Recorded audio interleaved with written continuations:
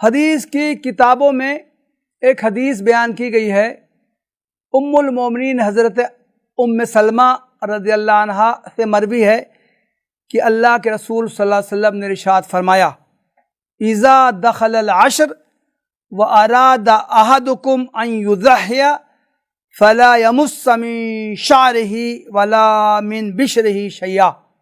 صحیح مسلم کی حدیث ہے کہ جب ذی الحجہ کے مہینے کا آغاز ہو اور تم میں سے کوئی شخص قربانی کا ارادہ رکھتا ہو تو اسے چاہیے کہ وہ 10 دن تک، یعنی قربانی کے دن تک، قربانی سے فارغ ہونے تک وہ اپنے بالوں کو اور اپنے ناخنوں کو ہاتھ نہ لگائے، یعنی نہ اپنے بال کٹوائے نہ اپنے ناخن تراشے۔ یہ حدیث صحیح مسلم میں اور دوسری کتابوں میں آئی۔ صحیح مسلم ہی میں حضرت ام سلمہ ہی سے ایک دوسری روایت ہے، اس کے الفاظ کچھ مختلف ہیں۔